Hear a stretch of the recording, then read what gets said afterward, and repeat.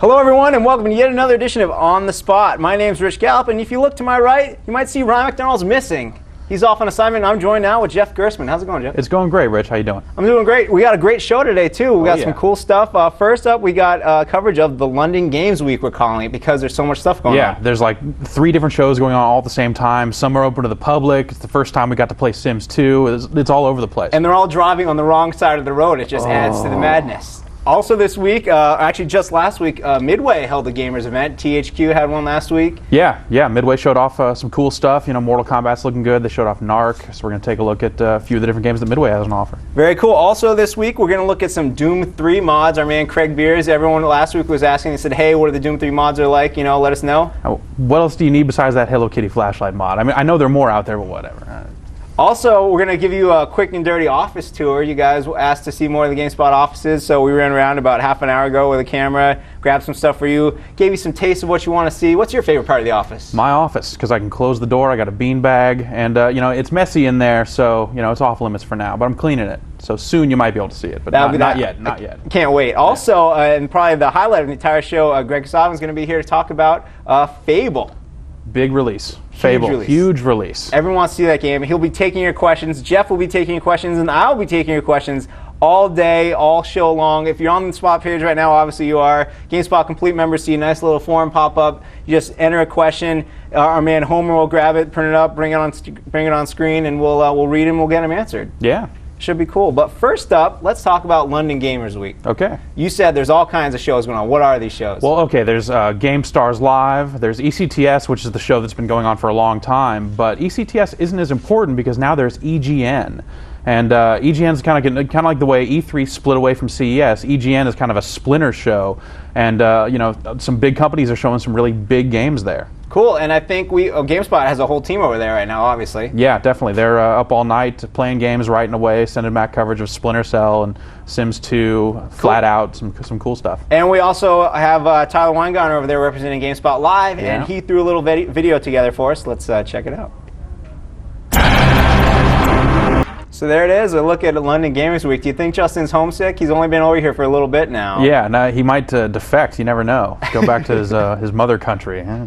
It looked cool. You know, I was about to make a crack about, they have stormtroopers over in England, but then I remembered, I think they all spoke with British accents in the movies, right? Yeah, so it's probably just some of the guys from the original movie or something. Yeah, I would assume so. Probably just trying to find work. Yeah. But let's talk about Splinter Cell Chaos Theory. Yeah, no, it's Sam Fisher, you know, back in effect. He's got a knife this time, which you know, is something I think the series has been, you know, lacking on. You know, it's a lot more savagery going on from the looks of the movies we've seen so far, and they're actually letting people play the Xbox version over there, which is exciting. It's the first time we've been able to see the game. And is it still on track to come out this year? That's what Ubisoft is saying. They are claiming Xbox and PC are out this year, which that's cool. Can't wait. And of course, won a ton of awards during E3 from us, and hopefully deservedly so. Yeah, so, our game of the show. That's right. And another game, one of your favorites, The Sims 2. It's my favorite. It's one of my favorites, but it's also, I'm really scared of The Sims 2. Jason turned in a write-up yesterday that was the first time we were able to play that game as well. And it just sounds scary. There's this whole fears system. You kind of have to, you know, prevent your Sims' worst fears from coming true. And one of them is like, you know, this woman doesn't want the repo man to come and take her furniture away. And it's like, well, that's one of my fears. I don't want that to happen to me either. So I don't know if I want to play a game that is so scarily realistic. We also they have aliens involved now in the whole genetics thing. You can have a kid that's an alien. We have a movie on the site right now where it's like a military guy is training his kids to be ready for the aliens, and then they have a barbecue together with aliens or something. Sounds just like my childhood. So again, creepily realistic. We also have, we ran a story of some outtake movies from making The Sims 2, some crazy and wacky stuff. Those are worth checking out. And also on the Sims tip, let's talk for a minute about Black Eyed Peas' Will.I.Am and the Urbz. What's he doing? He is doing the music for the Urbz. Which, sure, yeah, no, why not? It's, you know, Sims in the city, Will.I.Am. And it sounds like, but that's fine. But until you get the little catch that he's actually translating the lyrics of Black Eyed Peas songs, remixing them, and doing them in Simlish. So he's just, Oh, man. That's going to either be the best thing ever or the worst thing ever. Oh, you know, actually, I'm going to say it's probably going to be both. I can't wait. I have to admit, I think I like Black Eyed Peas until they picked up the girl from Kids Incorporated. Definitely, that was like jumping the shark right there. Yeah, well, let's move on, shift gears a little bit. Last week, you had the privilege of going down to Southern California for a little gamers event held by Midway. Yes, Midway took over San Diego and showed off some games that they have coming out, either this year and some of the stuff they have early next year, like NARC and Area 51. Some pretty sharp-looking stuff. Area 51's looking great. NARC looks like it could be pretty cool, and it's definitely edgy and really crazy. Of course, Mortal Kombat is almost done, so we got to play some more of that, and that looks like it's coming together really well. And then there's Unreal Championship 2, which is supposedly now going to have Mortal Kombat characters hidden in it or something. Really? Yeah. So there's all kinds of crazy action that they showed off. Very cool. Yeah. Very cool. And I think we have a video segment prepared for the Midway Gamers event. So let's check it out. Yeah.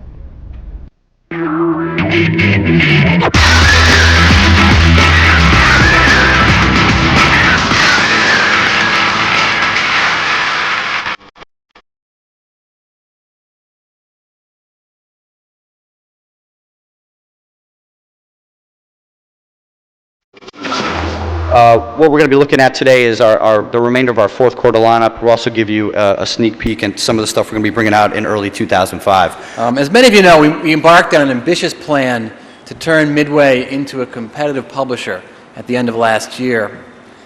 And there have been a number of significant changes here at Midway in 2004. And we're starting to see the results of that.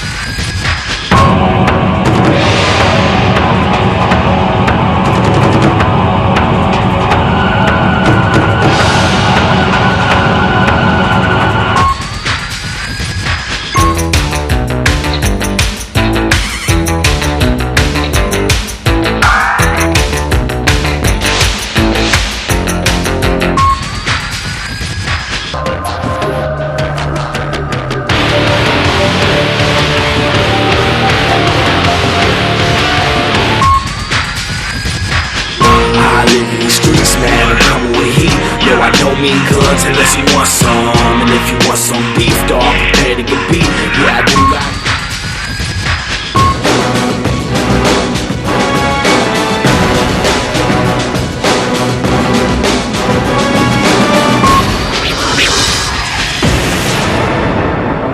So as you can see, we have a number of exciting products coming for the rest of 2004 and the early part of 2005. Complete. Okay, so here we are at the beginning of the game.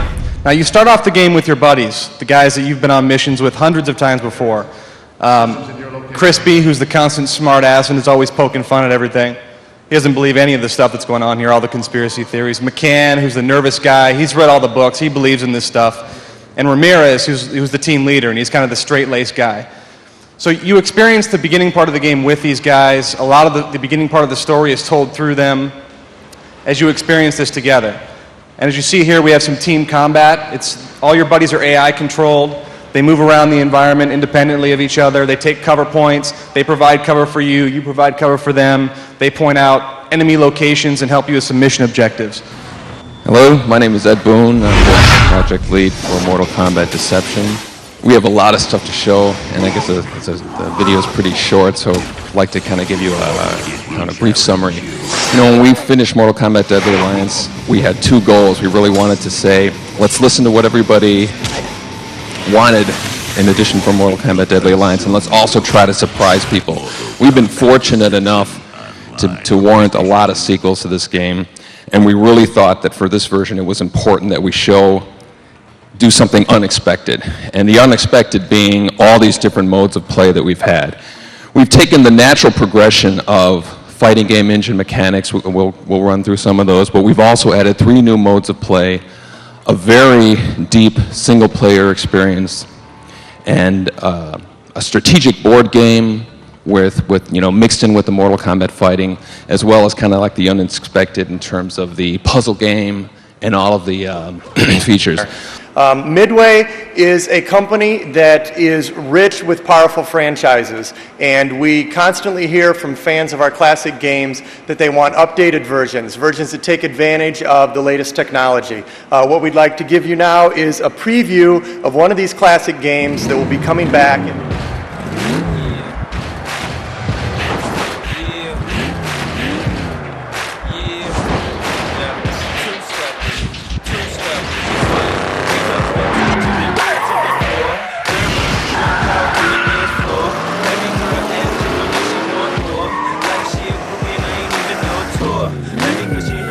that rhyme hardcore. Or maybe cause she heard that that vibe from the stores. While I'm on the night in the city, yeah, this is shorty. If not, I gotta move on to the next floor.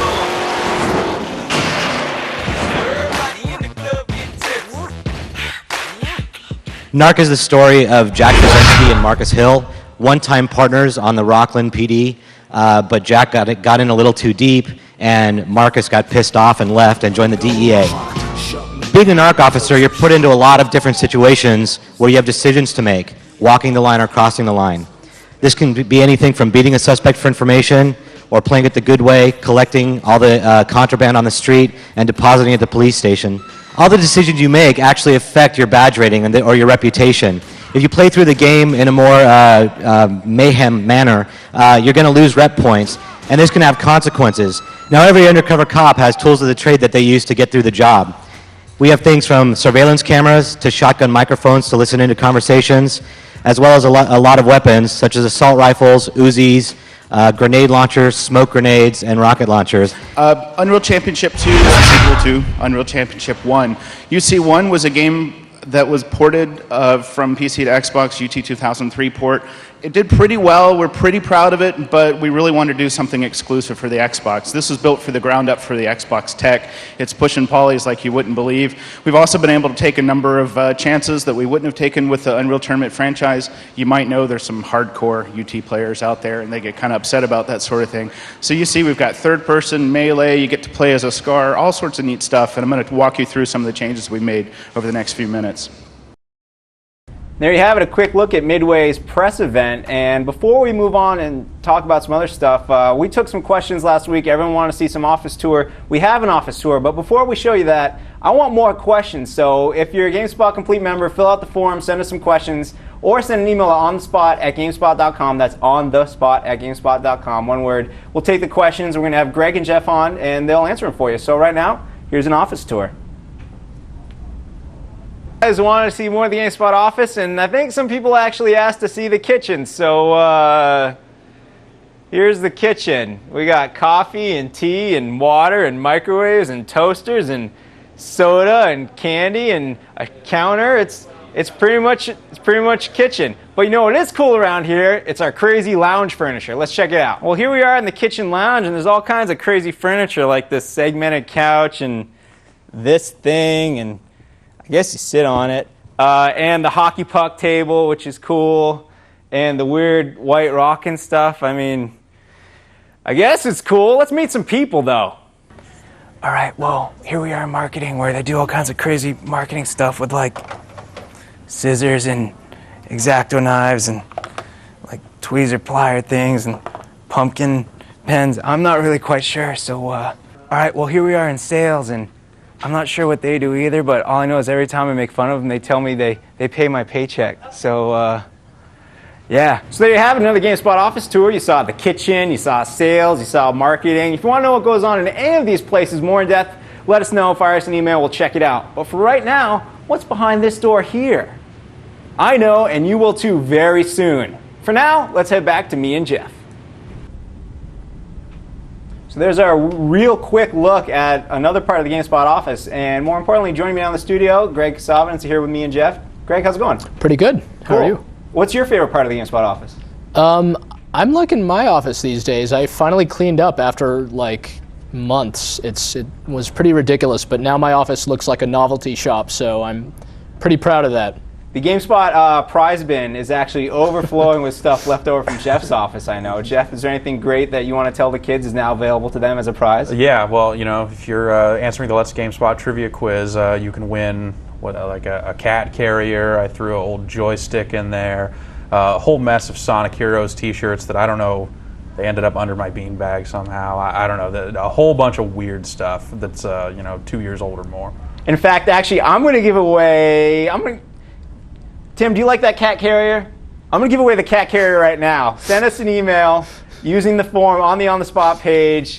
Give us your mailing address. First person say, I want the cat carrier. We're going to send it to you. Sorry, Tim, but the kids want it, so they can have it. If it makes it more appealing, then they should know this cat carrier was sent because of Blinks coming out. So if you're a big Blinks fan out there, this cat carrier sent along with Blinks. So, all All right, moving on. Greg, recently you reviewed a great game called Doom 3, correct?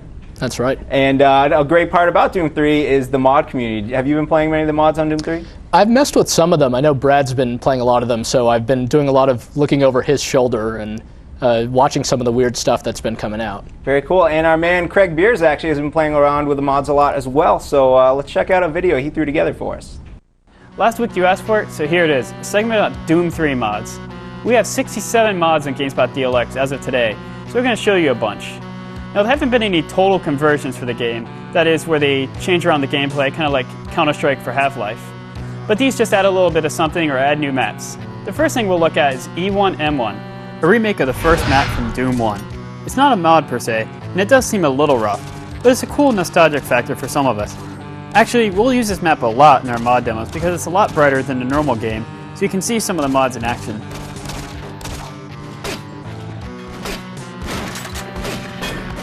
While we're talking about maps, we're also going to show you Trite Breeding Facility real quick.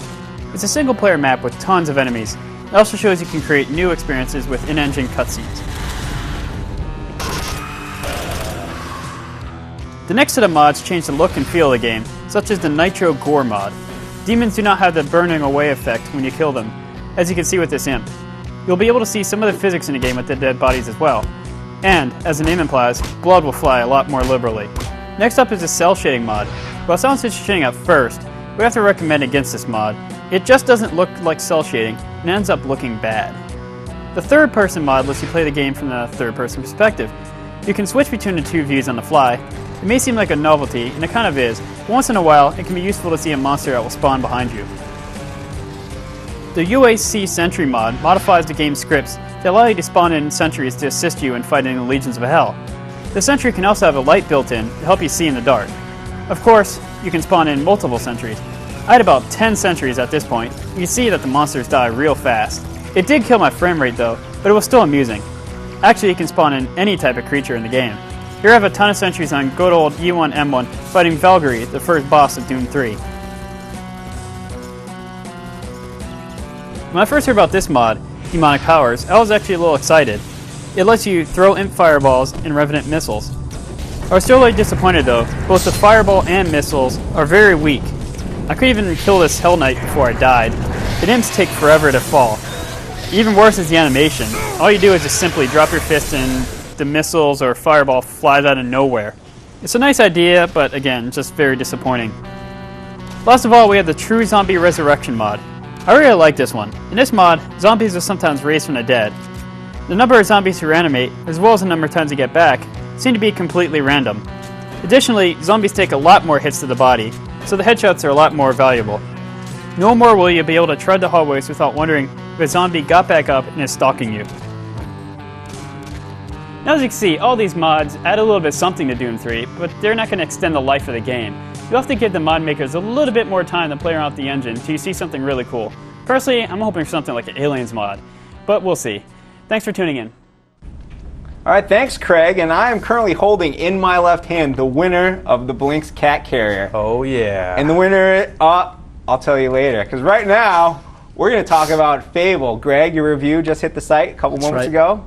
Tell us about Fable. It's been around. They've been working on it for a while. How did it turn out? It turned out pretty well, actually. It's a great game. It's got a lot of really kind of interesting, weird, really funny stuff to it. It's a crazy game. There's not a lot of stuff out there that it kind of takes this many risks and does this many weird things. I mean, you could get married in this game and hassle your wife and flip people off, but you don't have to play that way. You don't have to be a jerk. You can, be kind of good and act like a goody two-shoes and rescue people, all kinds of stuff like that. So basically it really does deliver on the promise of allowing you to be either a good or an evil heroic type, go through this fantasy world and age. And so it has all this stuff on the outside edges, the marriage and all that stuff. But what is the core of the game? What are you actually doing? Good point. What you're actually doing in the game is going through what's basically kind of a Zelda-style action-adventure game. Okay. It's not that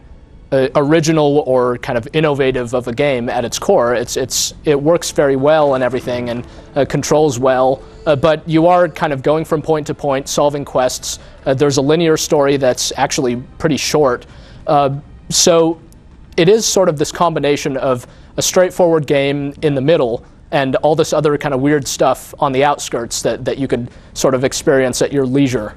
So then I understand there's like basically 3 different core elements to the game, as well, like magic and archery and swordsmanship. How does your development work in those 3 different areas? Basically, it works pretty well. Your character learns how to fight with close range weapons, with bows, and also with magic, pretty much right from the start. And as you develop, you'll get to choose kind of which skills you gain in those categories, and you gain experience points separately for those skills, and can sort of specialize your character differently. You can't quite just become like a pure fighter or something and have no magic. It doesn't work that way, but you could have like a different leaning, and it turns out that all 3 of the different options work pretty well in themselves, so it's viable to be like mostly a magic user or something like that. So there's some variety there.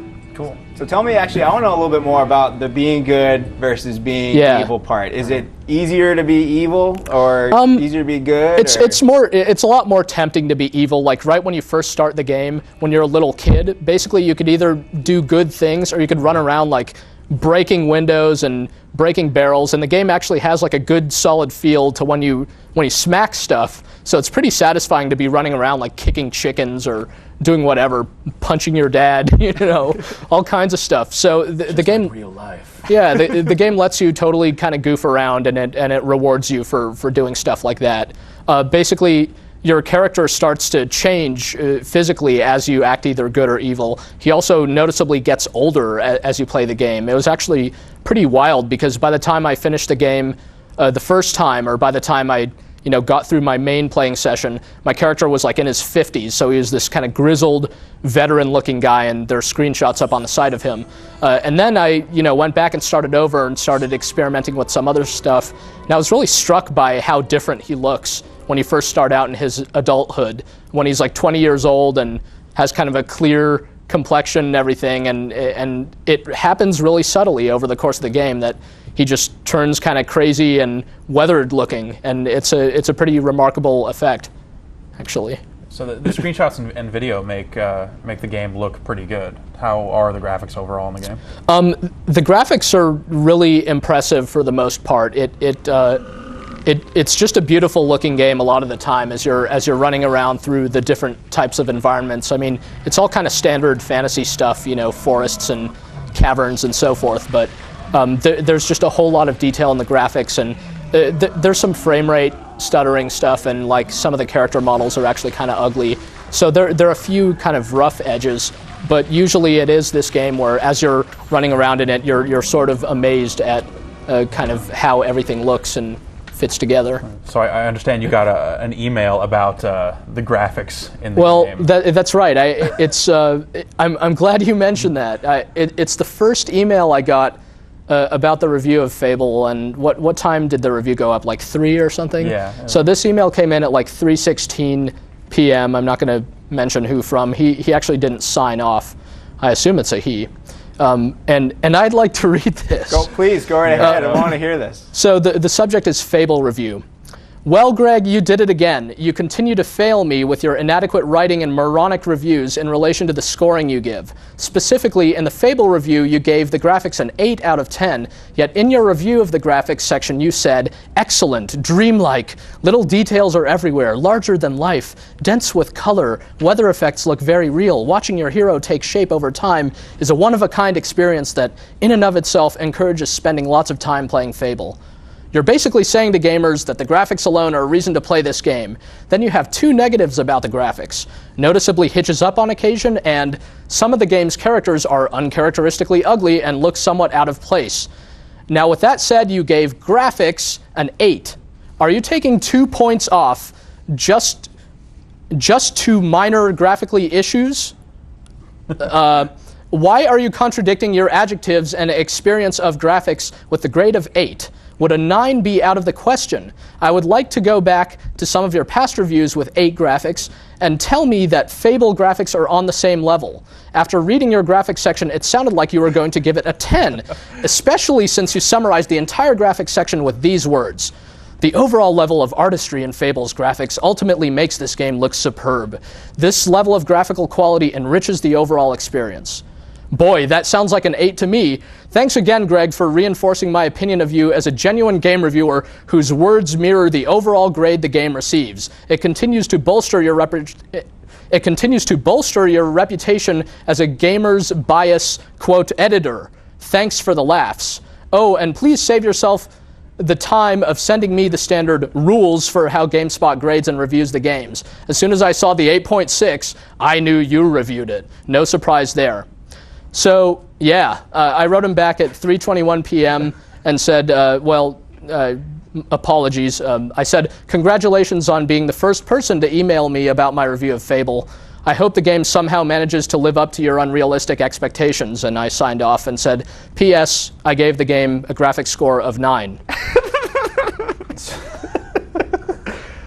So, yeah, I can't make this stuff up. That's learn to read, I guess. Is the moral of the moral He's story. just so angry, man. He's just so angry. He saw that rage. The top item in the game space is like it starts with like gameplay 8 or something. So he must have read gameplay and graphics wrong, or just flipped out and wrote his manifesto. But saw it, just everything turned red, and before he knew it, he had. I mean, we're always very open to criticism, and as Jeff can attest, we spent a whole lot of time looking over that review before we decided to commit to it. So, the graphics score is 9.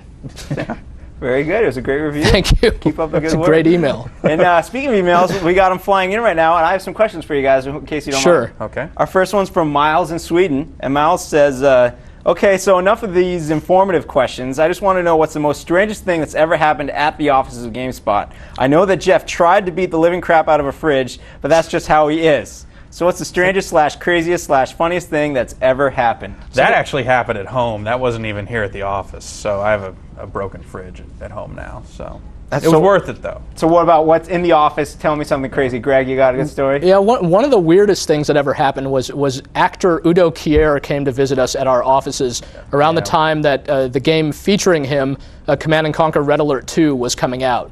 So basically, like, Udo Kier just showed up, like the PR guy handling the Command & Conquer games, like, gives us a call and says, hey, is it okay if he stops by, basically? And we're like, dude, yeah, bring him down.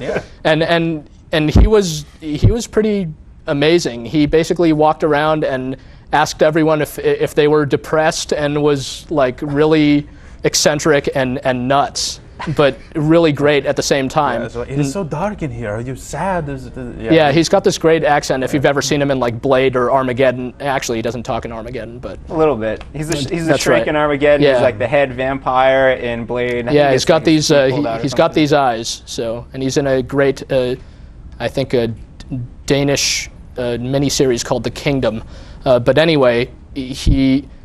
The coolest thing he did, at least from my perspective, was my brother's a huge fan of his from Andy Warhol's Dracula that he's in, and I actually had Udo Kier give my brother like a birthday phone call, which blew his mind, but that was pretty cool. That's my story. It's a great story. Do you have one that can top that, Jeff? Oh, I don't know if I can top that. I mean, a lot of the strangest things that happen around here that I remember was a lot of like sleeping at the office really early on. I know people used to sleep in cabinets and wherever they could get in when we were trying to launch the video game portion of the site, those many years ago. So there a lot of strange things happened at the office back around then, but nothing I can really get into as vividly as the Udo Kier story. That's fine. Those are great stories. All right, next we have a question, a little more serious tip. This is from Keith. Keith wants to know, what is going to happen to Acclaim's games? Will they be sold? Should we expect delays, specifically Red Star? I think it is definitely safe to expect delays at this point. I know, Juiced, for example, was supposed to ship next week, right? Yeah, and there's no way that's going to happen right now. Acclaim is going through Chapter 7 bankruptcy proceedings, which means that everything will eventually go up for sale. Yeah, Chapter 7 is the bad kind of bankruptcy. Yeah. Bankruptcy is one of those things you hear about, and people think it's analogous to going out of business, and it's not, because companies recover from bankruptcy sometimes. Yeah, but that's Chapter 11. Chapter 11. Chapter 7 is fire sale, the chairs must go, the monitors must go. we're in Yeah. too much debt, and so that's obviously bad news for Acclaim, and it's a sad story. I've got my next game spotting column is all about that. But the good news is, for those games at least, is that as part of the liquidating of assets, Acclaim is going to have to sell the properties off for those games, and someone's probably going to get a steal out of a game like the Red Star, which looks really cool. So we hope it'll come out in short. I'm guessing it'll go down similarly to what happened when 3DO went under a while back. You ended up with Microsoft picking up High Heat, and then Namco picking up Street Racing Syndicate, which just now shipped. So I assume we'll see. Because Juiced is done. Yeah, it's finished. Red Star wrapping up development. All these games are so close to done that you can almost guarantee that some company will pick up these games and put them out somewhere down the road. Cool. Very cool. And they have a baseball lineup as well, don't they? All-Star Baseball? Yeah, All-Star Baseball, yeah. Maybe Microsoft will buy that one too. Yeah. Hey. Who knows? Well, we have another question here. By the way, if you want to hear your question read on the Spot, fill out the form on the On the Spot page if you're a GameSpot Complete member, or send an email to onthespot@gamespot.com. Our next question is from Bavin. I'm probably pronouncing that incorrectly. Sorry, man.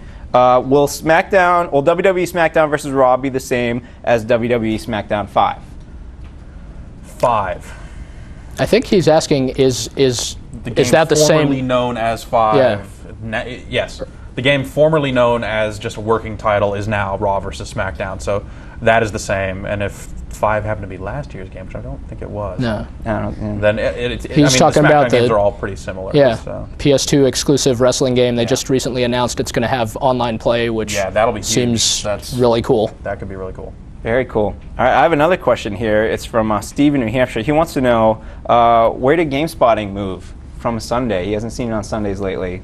We moved it to Thursday, which is the same day as On the Spot, of course. Yeah. We are making some sort of creative changes with GameSpotting these days. We want to give it a shot in the arm. So normally you can find it on Thursday these days. We are still posting new installments in the feature weekly. And we have some interesting new developments with it in light of the announcement that we've launched journals as part of our community. So now basically everyone's got their own little real-time journal. So we're thinking about maybe moving GameSpotting into a format like that, and I'm going to try it this week and see how it goes. GameSpotting has always been our opportunity for a little bit of experimentation. So cool. Why don't you tell us a little bit more about the tremendous journals feature that was implemented? The journals are really cool. Basically, if you're a registered GameSpot user, you'll see now on your profile that there's a journals tab, and what the journal is your opportunity to write pretty much anything. It's also known as a blog. You can just either talk about what you had for breakfast and be really self-indulgent like that, or just release all of your company's secrets and assume that no one reads blogs besides you, when of course they do.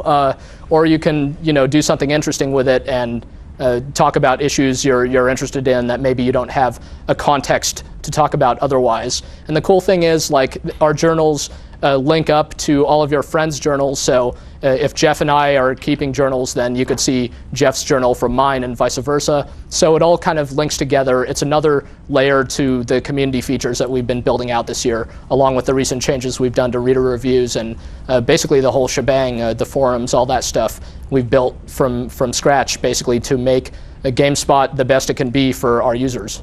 So. And just to save you the trip, I didn't have anything for breakfast this morning. I skipped it. So now you don't have to go read my journal because I didn't have lunch. You already know. That makes it's crazy, man. I know, man. See, the journal coincidence. Hear all this stuff, direct from our mouth. First Fable graphics 8, and now this. Yeah, it's maybe if you had lunch, we wouldn't have this problem. All right, we got another question here. This question is actually for me, so I allow you guys to indulge myself. Jeff, read it, maybe? Yeah, sure. Here you go, Jeff. It says, don't dare try reading that surname on the air, so I want you to do that first. Troy Matausha. I'm going to go with that. Sure. All right, he says, hey, Rich, you said that more button mashing episodes are coming up, but my question is, when exactly? Could I expect an episode to pop up on the site tomorrow? What about next week? I'd appreciate it if you answered this question. Well, I'm going to answer that question. We've been furiously working on it. Now that we have new guys here on the team, Roger and Homer, GameSpot Live is now 9 people. which means I actually get to boss people around now, which is a lot of fun. Yeah, that's why Homer's been bringing us the questions. Thanks, Homer. But yeah, button mashing, we're going to try to have it up tomorrow. We shot an episode last Thursday. We had 5 special guests. So I'm going to tell you where from. They're from IDOS. And we had, 5 contestants. That is a lot of contestants. Made things a little crazy. We changed up the format for round 2. We heard that people wanted it to be a little more interactive, so I'm going to save that as a surprise. But hopefully, button mashing will be completed to a satisfactory degree by tomorrow. It'll go gold tomorrow.